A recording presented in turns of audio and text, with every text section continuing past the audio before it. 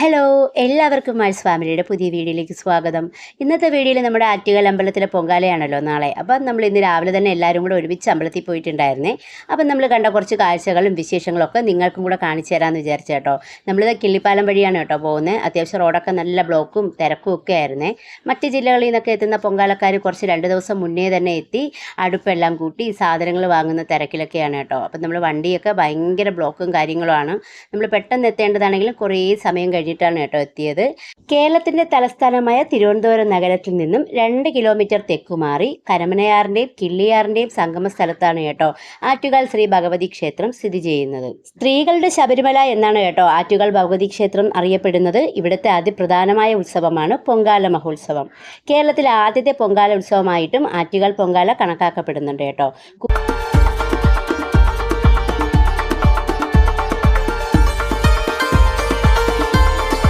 ഇളങ്കോ അടികളുടെ ചിലപ്പതികാരത്തിലെ നായികയായ കർണകി മധുരാദഹനത്തിന് ശേഷം കൊടുങ്ങല്ലൂരിലേക്ക് പോകുന്ന വഴിയിൽ ആറ്റുകാലിലെത്തിയെന്നും അവിടെ ഭക്തർക്ക് ദർശനം നൽകിയെന്നും വിശ്വസിക്കപ്പെടുന്നു.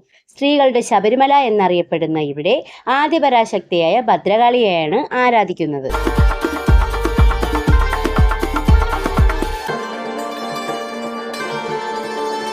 അങ്ങനെ നമ്മൾ റോഡിൽ നിന്ന് ഇറങ്ങി അമ്പലത്തിനുള്ളിലേക്ക് പോകാൻ വേണ്ടി നടക്കുകയാണ് കേട്ടോ. നമ്മുടെ സ്വകാര്യ വാഹനങ്ങളോ ഒന്നും അമ്പലത്തിനുള്ളിലേക്കുള്ള ആ ഒരു ഭാഗത്തേക്ക് കടത്തിവിടുന്നില്ല. KSRTC ബസ് മാത്രമേ ഉള്ളൂ കേട്ടോ കടത്തിവിടുന്നത്.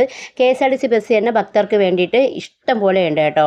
ഈസ്റ്റ് കോട്ടം ആറ്റുകാലിലേക്കും ആറ്റുകാലിൽ നിന്ന് ഈസ്റ്റ് കോട്ടത്തേക്കും ഇഷ്ടംപോലെ ബസ് ഉള്ളത് കൊണ്ട് തന്നെ യാതൊരു ബുദ്ധിമുട്ടും ആൾക്കാർക്ക് വരാനായിട്ടില്ല കേട്ടോ. അങ്ങനെ നമ്മൾ ഉള്ളിലോട്ട് പോവുകയാണേ. ഏകദേശം ചെന്നപ്പോൾ തന്നെ അത്യാവശ്യം നല്ല തിരക്കുണ്ട് കേട്ടോ. അമ്പലത്തിൽ തൊഴാനുള്ള ക്യൂ തന്നെ ഇങ്ങനെ റോഡിലേക്ക് വന്ന് കിടപ്പുണ്ടേ. അപ്പോൾ ഒരുവിധം ഞങ്ങൾ എങ്ങനെയൊക്കെയോ വെടിവഴിപാടിൻ്റെ ആ ഒരു വഴി നമ്മളിത് അമ്പലത്തിനുള്ളിലേക്ക് കയറി. പക്ഷെ നമുക്ക് എപ്പോഴും നിൽക്കുന്ന പോലെ നാരങ്ങാ വിളക്കിൻ്റെ ആ ഭാഗത്തോട്ട് പോകാനോ കുറച്ച് ഫ്രണ്ടിലോട്ട് പോകാനോ ഒന്നും സാധിക്കാത്ത ഒരവസ്ഥയായിരുന്നു കേട്ടോ. അത്രയ്ക്കും ജനത്തിരക്കാണ്.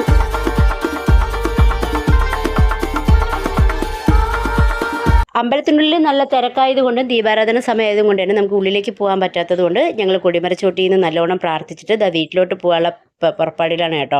അപ്പോൾ പോകുന്ന വഴിക്കൊക്കെ ഫുള്ള് പൊങ്കാലയുടെ അടപ്പുകളൊക്കെ കൂട്ടിയിട്ടുണ്ട്. എല്ലാവരും നാളത്തെ ഒരു ദിവസത്തിന് വേണ്ടി ഇങ്ങനെ കാത്തിരിക്കുകയാണ് കേട്ടോ.